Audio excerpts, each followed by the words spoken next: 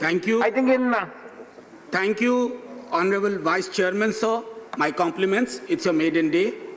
Thank you. मैं माननीय vice chairman साहब आपके माध्यम से कहना चाहता हूँ कि ये प्रेमचंद के गोदान के जो गोबर और धनिया थे ना, अब वो उतने कमज़ोर नहीं हैं।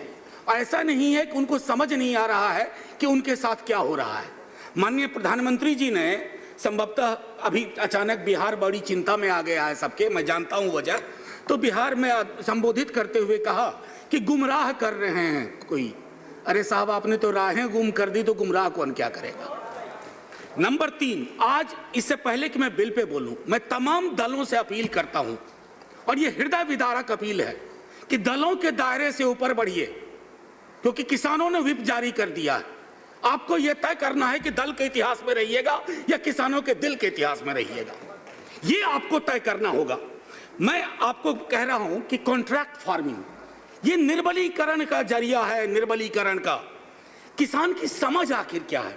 मुझे तो लगता है कई दफा, मैं माफी के साथ कहता हूं, हमारे मंत्री महोदय संजीदा व्यक्ति हैं, लेकिन क्या संकल्पना किसानों की हॉलीवुड की फिल्मों से लेके आ रहे हैं क्या? हिंदुस्तान के किसान को समझते हैं आप? छोटे मझोले जोत के, मैं एक परिवार से आता हूं।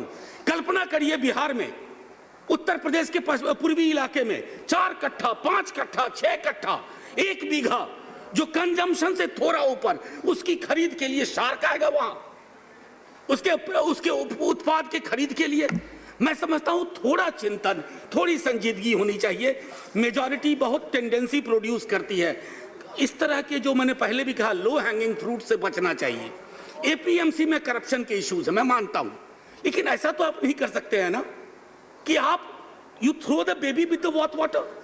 शांता कुमार कमेटी ने आपसे पहले कहा था, उसके कुछ सुझाव थे। अब शांता कुमार जी तो विपक्ष के नहीं थे, आपकी पार्टी के हैं, उनको सुन लेते। अच्छा, जमाखोरों, बिचौलियों को खत्म करना चाहते हैं, तो आपके जो मैं बिल का अध्ययन करता हूं, तो आप रोहू कतला को हटा करके शार्क को ला रहे हैं। कमाल कर रहे हैं साहब, कमाल कर रहे हैं।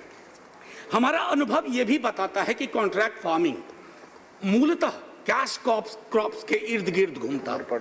वैसे ही फसलों का क्या होगा, खाद्य की फसलों का क्या होगा, उस पर आपका नजरिया मैं समझता हूं। मैं जैसे बिहार को लेकर के कह सकता हूं, आपकी एमएसपी निर्धारित है मक्के के लिए कुछ, सर 700 रुपए नीचे में खरीद होती है, क्योंकि किसान की संकल्पना करनी होगी।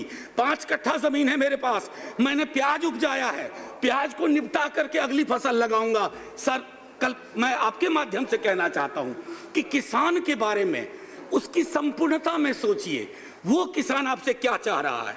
और एक चीज मैं और भी कहना चाहूंगा कि आपके तमाम बिल्स और एक्ट्स में देख रहा हूं बीते दिनों में, आप सहकारी संघवाद कहते हो रेडियो टेलीविजन पर, और अहंकारी संघवाद के हिसाब से काम करते हो।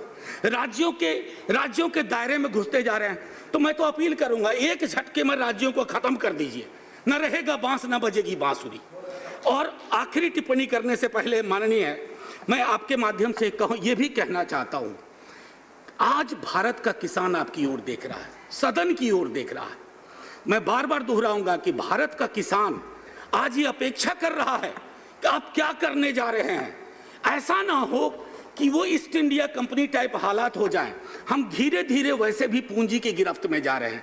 मैं जानता हूं पूंजी कुछ लोगों को बहुत आराम देती है, लेकिन कुछ को तो आराम देती है सर, बाकी की जिंदगी में कोहराम मचा देती है। ये तय करिए और उसके बाद आगे बढ़िए। और आखिरी टिप्पणी करने से पहले मैं ये कहना चाहूंगा, लास्ट मिनट प्रोफेसर जी, लास्ट मिनट। सर, मैं जानता हूं, मैंने पहले भी कहा था कि उस कुर्सी में ही कुछ है। सर,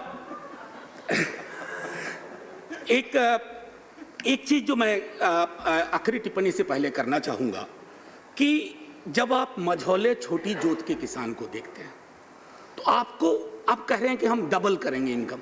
सर, कहां कब्र में लिटा करके इनकम उसके ऊपर लगा दोगे?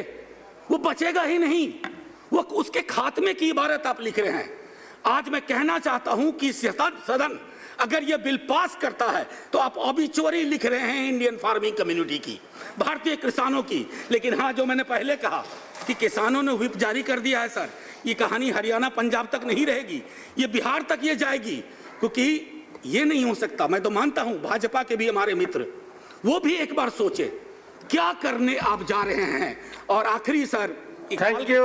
बस सर इकबाल कह गए थे, बस जय हिंद बोलना दीजिए ना, कि जिस खेत से दहका को मयसर न हो रोजी, उस खेत के हर खोसा गंदुम को जला दो। जय हिंद, जय किसान। Thank you, Professor. The next speaker, Dr. Amar Patnaik. Yeah.